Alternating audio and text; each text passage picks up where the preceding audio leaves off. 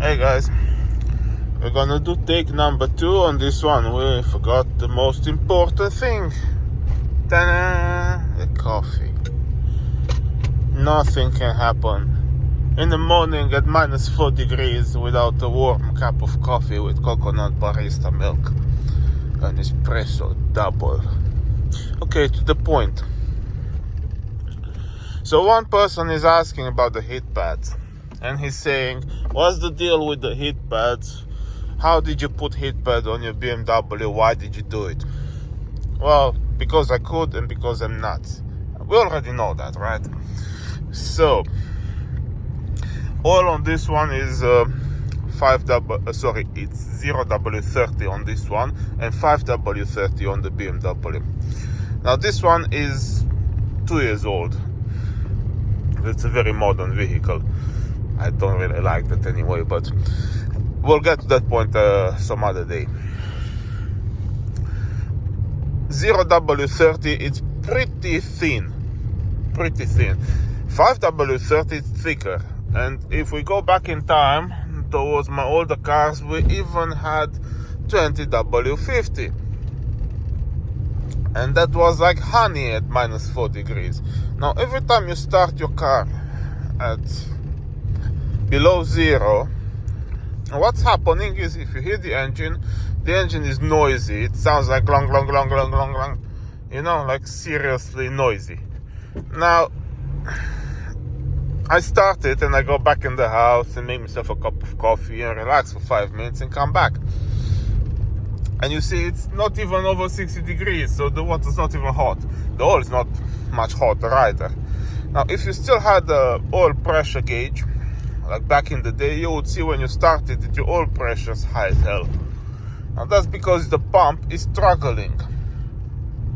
And on all the vehicles, like the one with mechanical gear transmission for the oil pump, you could even see those gears being destroyed because the pump could not cope with the oil thickness. So, what does the pad do? Well, the pad does a very simple thing. Heats up your oil pan, makes your oil be thinner, and when you start the engine, the oil starts to flow immediately. The car starts a lot faster. I mean, not faster because it starts just the same, actually, time-wise, but it starts a lot easier. And I can hear that on this one, I can hear it on the BMW, I can pretty much hear it on any vehicle that I install this on. And if you want a simulation without having to spend any money, why don't you get one of those air blowers from any store for like 10 euros and you put it underneath the car so it blows hot air on the oil pan for 2 hours before you start the vehicle, and then see for yourself why. Now, a lot of people say modern oils don't need it and it's an overkill. Correct. Not gonna argue with that. I don't want this in the comments saying, oh, you don't need it on modern vehicles. Yeah, you don't. Modern vehicles will last a very long time if you just drive them without giving a shit. But the thing is, I actually do give a shit. And I like to change my bloody oil at 5,000 miles. I like to warm it up. I like to have oil flow immediately because, you see, it's a physics and mechanical thing. The engine itself, it's a mechanical gathering of components that moves. Now, in order to extend to the most the life of the engine, the secret is very simple: lubrication and slow RPM. The slower the engine turns, the less friction you have. The better oil quality you have, the less friction you have, and therefore the less friction you have, the longer the engine will last. It's just that.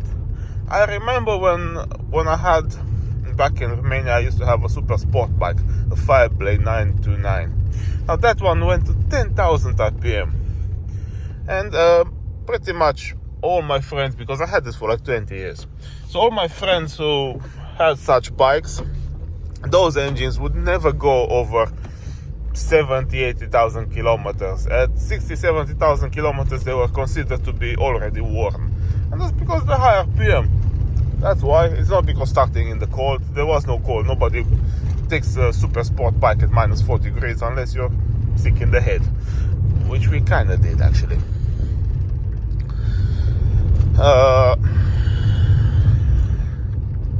Yeah, how I did it? Well, you buy the pad from eBay for like $20. It's a 240 volt pad. You remove all the shields from underneath the BMW.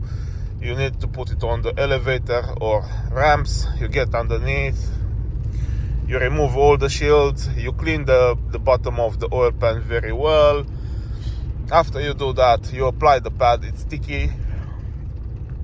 You make sure you don't leave grease in there or oil spots, because otherwise it won't stick well.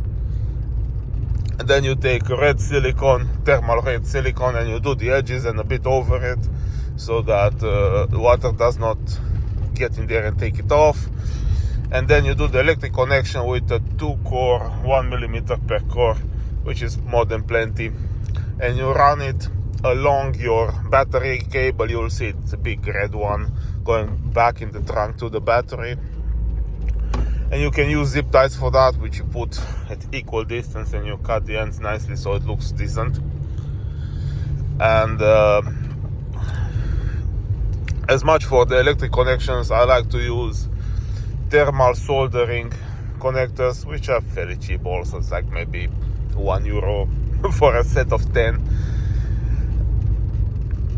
Now you have two possibilities. You can either put a socket IP68 rated underneath the rear bumper outside, or you can put it back in your trunk if you don't want to go IP68 rating, and you also want it more convenience because you don't have to bend so much. So if you want it in your trunk, you can do that also using a drill and a gland. I put it outside because I have made myself a towing bar to take the boat out. But most people will not have a towing bar on the 635D. Very simple reason, one does not exist. So if you want a towing bar on the 635D, you have to make it yourself. There's no such thing. You cannot buy it. So yeah, that's pretty much it. And you just plug it into the mains, and I use a timer relay, and I plug it in the day before I know I want to go out with the car, and it starts 2-3 hours before. It doesn't consume that much. 300 watts is not a lot. And when I go and start the BMW oil is already warm. Now, a lot of guys will say, well, why did I not put a Webasto? Well, the thing is, with the Webasto, we're talking a big money difference. That's the first one. A good one is probably more than 10 times the price. And the Webasto does not hit your oil in short-time operation. It hits the water inside in the cabin. So, yeah, I don't want to hit the cabin. I don't care about that. The cabin hits itself when you drive it or while it's warming up.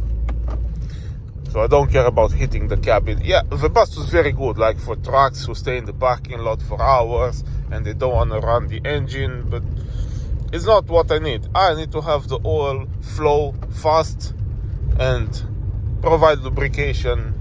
That's it. I don't want to hit the whole car and pay the money for the Webasto. So if you have any more questions, just write a comment. Oh, and to say why I don't like this one, the modern one, better, check this out. So I want to stop it, right? I'm still pressing the button. Now it's audio off. Okay, now I want to turn it off completely. It doesn't turn off. Look at it. And if I press this other button, it started the radio. And it's still showing me the watch. I'm like, what the fuck? Shut down completely. Just shut down. No. And also this other thing with it. I start it up and I'm not closing the door, and it goes beep beep beep beep beep beep beep beep beep. That seriously annoys me. That's why I don't like all this technology so much. I prefer better on the BMW, where it doesn't do that much crap. Well, at least the older ones don't do it. Yeah, that's about it.